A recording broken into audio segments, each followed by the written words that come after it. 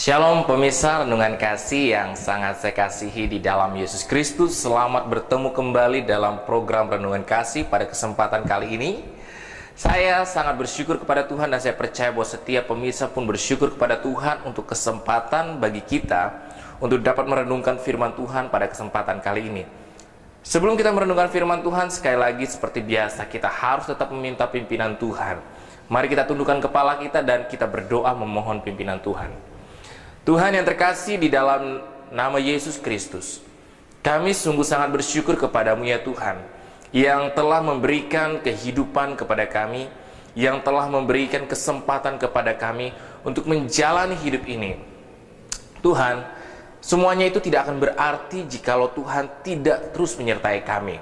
Kami rindu Tuhan, kehidupan ini kami jalani hanya bersama-sama dengan Tuhan, melakukan seperti apa yang Tuhan kehendaki.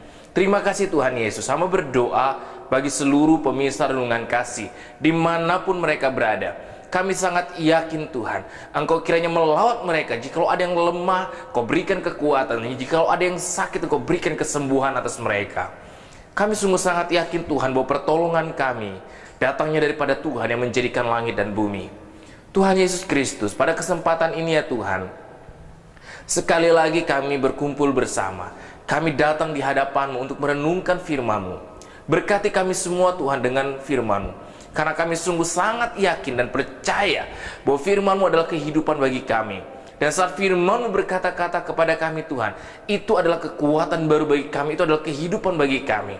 Apa yang tidak mungkin bagi kami, itu mungkin bagi Allah. Terima kasih ya Tuhan, berbicaralah kepada kami semua. Dan kami percaya Engkau ada bersama dengan kami. Di dalam nama Yesus, kami sudah berdoa dan bersyukur. Amin. Pemirsa renungan kasih yang sangat saya kasihi di dalam Yesus Kristus, pada kesempatan kali ini kita akan merenungkan firman Tuhan di bawah tema Waktu Tuhan. Di bawah tema Waktu Tuhan yang terambil dalam kitab Yohanes pasal yang ke-6, ayat yang pertama hingga ayat yang ke-15. Yohanes 6 ayat pertama hingga ke-15. Saya akan membacakan bagi kita semua. Sesudah itu Yesus berangkat ke seberang danau Galilea, yaitu danau Tiberias. Orang banyak berbondong-bondong mengikuti dia, karena mereka melihat mujizat-mujizat penyembuhan yang diadakannya terhadap orang-orang sakit. Dan Yesus naik ke atas gunung dan duduk di situ dengan murid-muridnya. Dan Paskah, hari raya orang Yahudi, sudah dekat. Ketika Yesus memandang sekelilingnya dan melihat bahwa orang banyak berbondong-bondong datang kepadanya, berkatalah ia kepada Filipus, "Di manakah kita akan membeli roti supaya mereka ini dapat makan?" Hal itu dikatakannya untuk mencobai dia, sebab ia sendiri tahu apa yang hendak dilakukannya. Jawab Filipus kepadanya, "Roti seharga 200 dinar tidak akan cukup untuk mereka ini, sekalipun masing-masing mendapat sepotong kecil saja." Seorang dari murid-muridnya, yaitu Andreas, saudara Simon Petrus, berkata kepadanya, "Di sini ada seorang anak yang mempunyai 5 roti jelai dan 2 ikan. Tetapi apakah artinya itu untuk orang sebanyak ini?" Di sini ada seorang anak yang punya 5 roti jelai dan 2 ikan, tetapi apakah artinya itu untuk orang sebanyak ini? Kata Yesus, "Suruhlah orang-orang itu duduk. Adapun di tempat itu banyak rumput." Maka duduklah orang-orang itu, kira-kira 5.000 orang laki-laki, banyaknya. Lalu Yesus mengambil roti itu, mengucap syukur dan membagi-bagikannya kepada mereka yang duduk di situ. Demikian juga dibuatnya dengan ikan-ikan itu sebanyak yang mereka kehendaki. Dan setelah mereka kenyang, ia berkata kepada murid-muridnya, "Kumpulkanlah potongan-potongan yang lebih, supaya tidak ada yang terbuang." Maka mereka pun mengumpulkannya dan mengisi 12 bakul penuh dengan potongan-potongan dari kelima roti jelai yang lebih setelah orang makan. Ketika orang-orang itu melihat mujizat yang telah diadakannya, mereka berkata, "Dia ini adalah benar-benar nabi yang akan datang ke dalam dunia." Karena Yesus tahu bahwa mereka hendak datang dan hendak membawa dia dengan paksa untuk menjadikan dia raja, ia menyingkir pula ke gunung seorang diri. Pemirsa renungan kasih yang sangat saya kasih di dalam Yesus Kristus, kebenaran firman Tuhan ini merupakan satu kebenaran yang sering sekali kita dengar mengenai 5 roti dan 2 ikan. Bagaimana akhirnya Tuhan memakai kondisi itu untuk memberkati 5.000 orang laki-laki banyaknya. Tetapi itu belum terhitung kaum wanita dan anak-anak maupun juga orang-orang tua yang lain.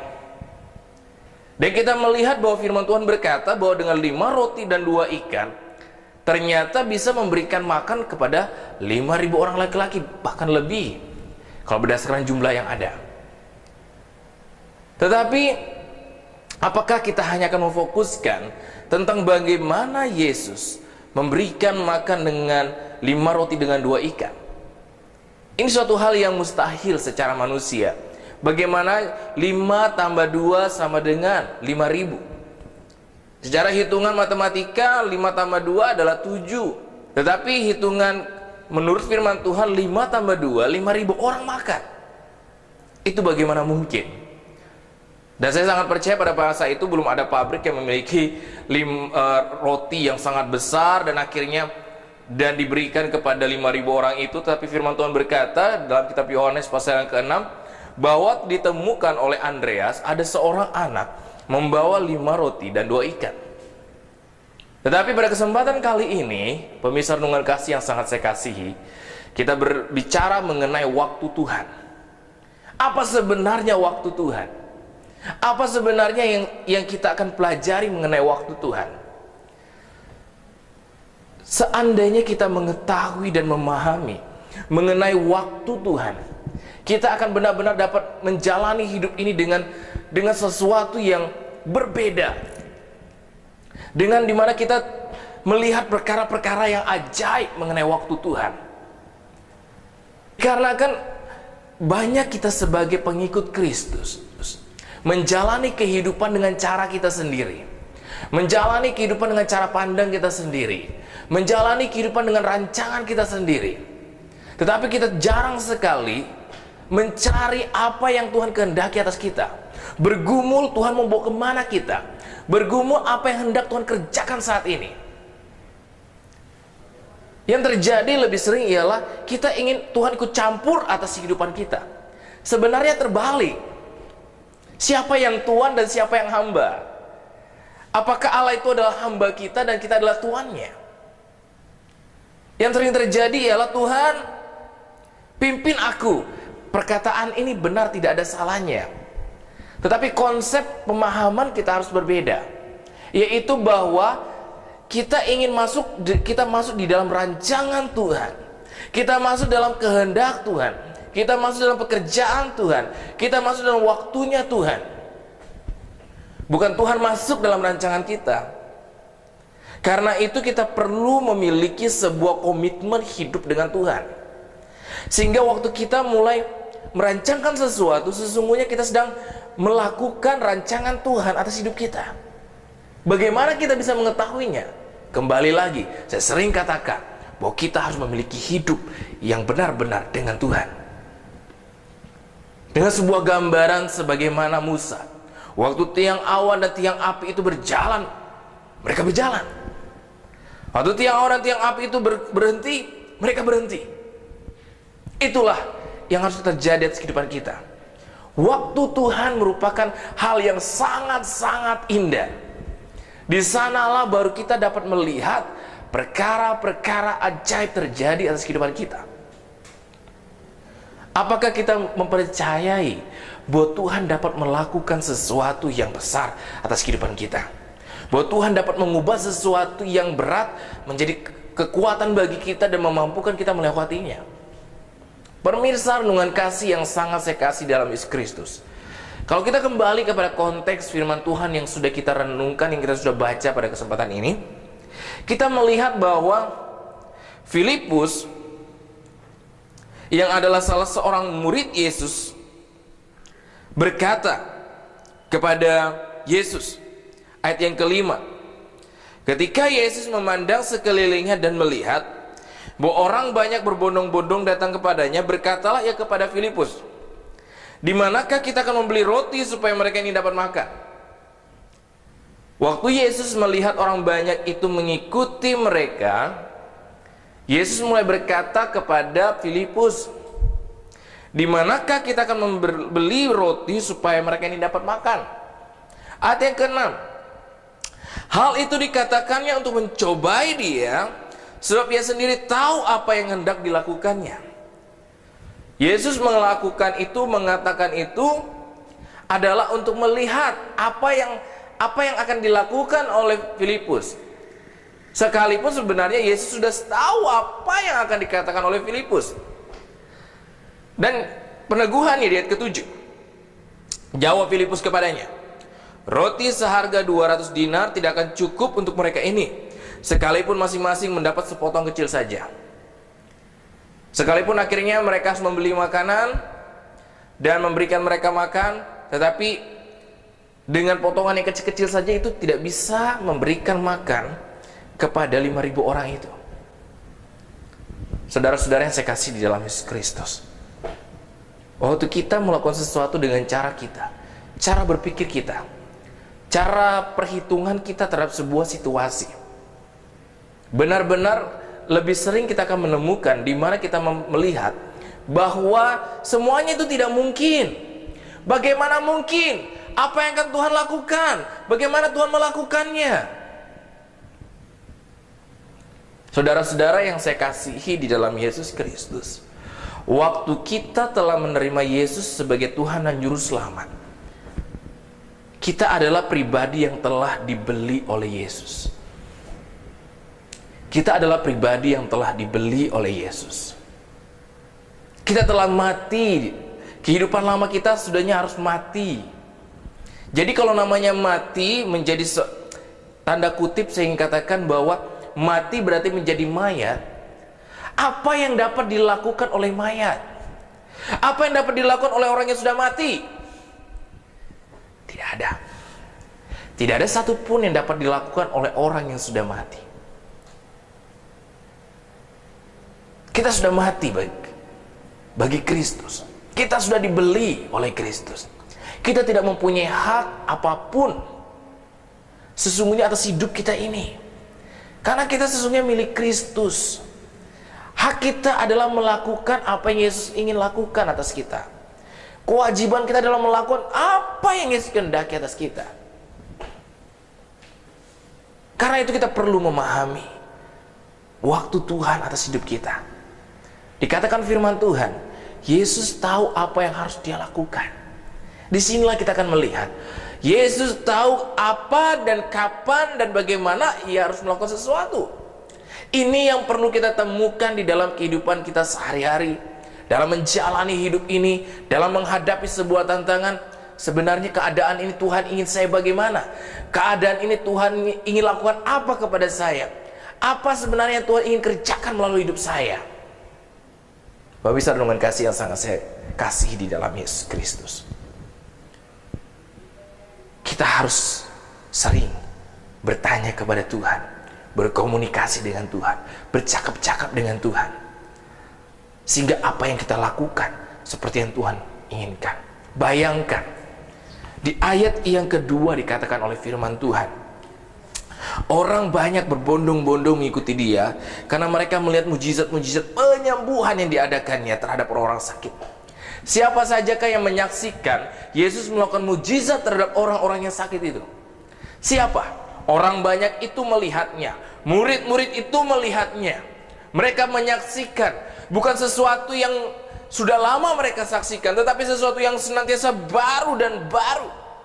Sesuatu yang selama ini dianggap oleh manusia sesuatu yang tidak mungkin terjadi. Dan Yesus mampu melakukannya. Yesus mampu melakukannya. Dikatakan mereka melihat Yesus melakukan perkara-perkara ajaib. Tetapi apa yang terjadi saat Yesus berkata kepada Filipus, di manakah kita harus membeli roti untuk memberikan mereka makan? Filipus melihat apa yang dia pegang, apa yang mereka miliki. Filipus tidak kembali melihat kepada Kristus. Apa sebenarnya yang Yesus ingin lakukan? Kapan dan bagaimana?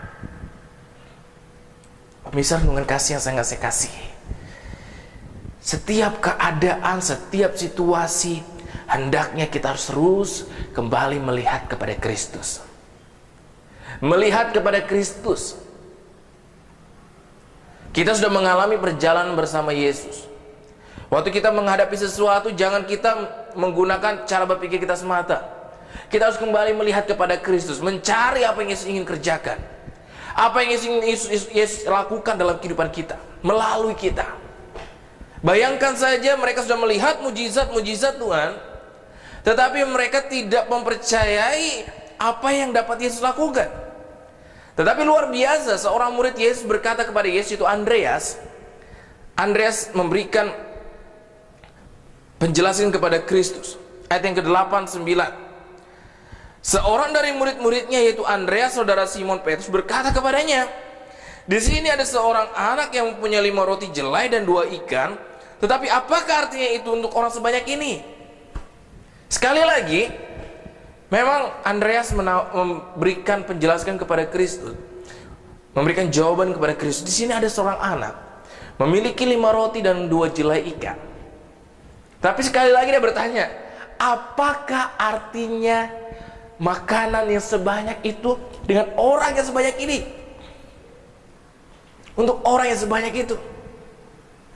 Kembali lagi, 200 dinar bagaimana mungkin bisa memberikan mereka makan sekalipun hanya kecil-kecil saja. Dengan 5 roti dan 2 ikan ini bagaimana mungkin bisa memberikan makan orang sebanyak ini? Saudara-saudara yang saya kasihi di dalam Yesus Kristus, memang tidak akan mungkin 5 roti dan 2 ikan memberikan makan 5.000 orang dan lebih. Tidak mungkin dengan 200 dinar bisa memberikan makan 5.000 orang. Atau saya memberikan gambaran, dengan uang 1 juta, bagaimana mungkin bisa memberikan makan seisi kota ini? Tetapi itu bisa menjadi mungkin jikalau kita melanjutkan kebenaran ini. Ayat yang ke-10 dan ke-11. Kata Yesus, suruhlah orang-orang itu duduk. Adapun di tempat itu banyak rumput, maka duduklah orang-orang itu, kira-kira 5.000 laki-laki banyaknya. Ayat yang ke-11. Lalu Yesus mengambil roti itu, mengucap syukur, dan membagi-bagikannya kepada mereka yang duduk di situ. Demikian juga dibuatnya dengan ikan-ikan itu, sebanyak yang mereka kehendaki. Pemirsa renungan kasih yang sangat saya kasih di dalam Yesus Kristus, mari kita perhatikan kalimat ini. Lalu Yesus mengambil roti itu, lalu Yesus mengambil ikan itu, dan lalu apa yang Yesus lakukan? Ia mengucap syukur atas semua yang ada. 200 dinar tidak ada artinya, 5 roti dengan 2 ikan pun sesungguhnya tidak ada artinya untuk memberikan makan 5.000 orang itu. Tetapi waktu itu jatuh di dalam tangan Tuhan, dan sesuai dengan waktunya Tuhan, apa yang terjadi? 5.000 orang laki-laki memperoleh makanan. Mereka semua menikmati makanan. Apakah mereka menikmatinya begitu saja? Tidak demikian kata firman Tuhan. Ayat yang ke-12 berkata begini. Dan setelah mereka kenyang, ia berkata kepada murid-muridnya, kumpulkanlah potongan-potongan yang lebih supaya tidak ada yang terbuang. Maka mereka pun mengumpulkannya dan mengisi 12 bakul penuh dengan potongan-potongan dari ke-5 roti jelai yang lebih setelah orang makan. Luar biasa, pemirsa renungan kasih yang sangat saya kasih di dalam Yesus Kristus. Saat kondisi itu jatuh ke dalam tangan Tuhan, saat 5 roti dan 2 ikan itu jatuh ke dalam tangan Tuhan, Yesus tidak hanya memberikan makan kepada 5.000 orang laki-laki itu, tetapi Yesus memberikan mereka makan sampai kenyang. Bukan hanya sedikit potongan roti yang mereka makan, Bukan hanya sekedar makan, tetapi kenyang. Kenyang. Bukan hanya kenyang, tetapi ada lebihnya. Pemirsa, renungan kasih yang sangat saya kasih di dalam Yesus Kristus. Jikalau saat ini ada kondisi yang berat yang sedang kita hadapi, jikalau saat ini ada pergumulan yang berat yang sedang kita hadapi, kalau ada suatu tantangan yang sedang kita hadapi berhubungan apapun juga, saya ingin agar kita datang kepada Tuhan dengan segera dan menyerahkan ke dalam tangan Tuhan, dan mengizinkan Tuhan melakukan sesuatu sesuai dengan kehendaknya, sesuai dengan waktunya. Seakan-akan kelihatannya Tuhan, ini sudah deadline-nya Tuhan, ini sudah waktunya Tuhan. Menurut kita, Tuhan kalau besok itu telat Tuhan, menurut kita. Tapi sekali lagi,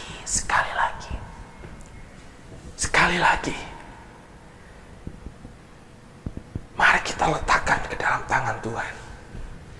Kita minta pimpinan Tuhan. Kita berserah kepada Tuhan.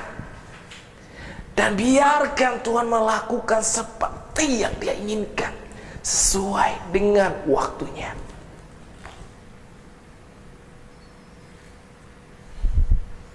Saya ingin bacakan satu ayat di dalam Yohanes pasal kedua, ayat yang keempat. Kata Yesus kepadanya, apakah engkau daripadaku, Ibu, saatku belum tiba. Ayat ketujuh, Yesus berkata kepada pelayan-pelayan itu, isilah tempayan-tempayan itu penuh dengan air, dan mereka pun mengisinya sampai penuh. Kedelapan, lalu kata Yesus kepada mereka, sekarang cedoklah dan bawalah kepada pemimpin pesta. Lalu mereka pun membawanya. Ayat ke-9, setelah pemimpin pesta itu mengecap air yang telah menjadi anggur itu, dan ia tidak tahu dari mana datangnya, tetapi pelayan-pelayan yang mencedok air itu mengetahuinya, ia memanggil mempelai laki-laki dan berkata kepadanya, setiap orang mengidangkan anggur yang baik dahulu, dan sesudah orang puas minum, barulah yang kurang baik. Akan tetapi engkau menyimpan anggur yang baik sampai pada sekarang. Peristiwa ini adalah peristiwa tentang mujizat yang Yesus lakukan di Kana yang pertama kali. Tapi yang sangat menarik ialah ayat yang keempat tadi berkata, saatku belum tiba. Di dalam pasal ke-6 tadi berkata bahwa Yesus tahu apa yang harus lakukan, mengenai waktu dan cara dan kapan. Pemirsa, renungan kasih yang sangat saya kasih dalam Yesus Kristus. Kalau kita merenungkan kebenaran firman Tuhan dalam kitab Matius, Markus, Lukas, dan Yohanes, bagaimana tentang peristiwa Yesus yang Yesus kerjakan, kita akan melihat bagaimana perkataan Yesus. Aku tahu, aku sudah melihat timbul belas kasih Tuhan. Inilah yang luar biasa. Tidak ada satupun kondisi dalam kehidupan kita yang Yesus tidak tahu. Tidak ada satupun kondisi dalam kehidupan yang Yesus tidak dapat kerjakan. Saudara dan saya ada, kita harus menyadari, kita ada karena Tuhan. Kita ada untuk kemuliaan Tuhan. Izinkan Dia melakukan sesuatu melalui kehidupan kita sesuai waktunya Tuhan. Karena jikalau itu sungguh adalah waktunya Tuhan, apa yang tidak mungkin menjadi mungkin. Dunia boleh menutupnya, tapi Tuhan mampu membukanya. Tetapi jikalau Tuhan sudah menutupnya, tidak ada yang bisa membukanya. Tetapi jikalau Tuhan sudah membukanya, tidak ada seorang pun yang dapat menutupnya. Itulah waktu Tuhan. Waktu Tuhan itu adalah sangat indah. Silakan dunia menutupnya, tapi kalau Tuhan sudah bergerak, tidak ada yang bisa menghalanginya untuk membukanya. Tetapi terbalik, jikalau Tuhan sudah membukanya, tidak ada yang bisa menutupnya. Jikalau Tuhan sudah menutupnya, menutup pintu itu, tidak ada orang yang bisa membukanya. Pemirsa, renungan kasih yang sangat saya kasih di dalam Yesus Kristus, itulah waktu Tuhan. Mari kita berserah kepada Tuhan dan berharap penuh kepada Tuhan dan melihat apa yang ingin Tuhan kerjakan. Kebenaran firman Tuhan ini tidak hanya terjadi sampai sebatas kisah para murid-murid Yesus, sampai sebatas para tokoh-tokoh di dalam Alkitab ini. Tapi semua ini dapat terjadi di dalam kehidupan kita. Yang Yesus ingin lihat dari kita, apakah kita percaya? Mari, sebagai orang Kristen, kita percaya. Sungguh-sungguh mau percaya. Bukan hanya sebagai sebuah perkataan atau kalimat saja, yang hanya kita dengar dan kita menghafal dan mengetahui. Tapi saya ingin mengajak seluruh pemirsa renungan kasih, Tuhan itu ada. Tuhan ada. Dan Dia saat ini hidup di dalam kehidupan kita. Dan Dia siap melakukan apa yang Dia kehendaki terjadi atas kehidupan kita. Kiranya melalui firman Tuhan ini memberikan kekuatan kepada kita dan memampukan kita untuk melihat keadaan dengan cara alam melihat. Mari kita mengingat waktu Tuhan. Waktu itu ada. Tidak ada yang dapat menghalanginya. Tuhan Yesus memberkati kita semua. Mari kita berdoa. Bapa terkasih, di dalam nama Yesus Kristus, hamba sungguh sangat yakin dan percaya Tuhan, Engkau sungguh sangat luar biasa. Engkau memiliki rancangan yang indah atas setiap kami. Kiranya ya Tuhan, Engkau berkati setiap pendengar, seluruh pemirsa renungan kasih dimanapun mereka berada. Berkat yang kami inginkan saat ini ya Tuhan, agar kiranya kami memahami hatimu, pemikiranmu, kehendakmu, waktumu. Kami ingin mengalami kehidupan yang nyata dengan Tuhan, hari lepas hari. Berkati seluruh pemirsa renungan kasih dimanapun mereka berada. Berkati Tuhan, berkati dengan sebuah hubungan yang indah dengan Tuhan. Dan kami percaya apapun dapat terjadi saat Tuhan terus menjadi bagian yang terpenting di dalam kehidupan kami. Saat kami memiliki hubungan yang indah dengan Tuhan, semua itu dapat terjadi Tuhan. Terima kasih Tuhan Yesus. Berkati semua pemirsa. Dan kami bersyukur untuk program ini. Terima kasih Tuhan. Segala kemuliaan hanya bagi Tuhan. Dalam nama Yesus. Amin.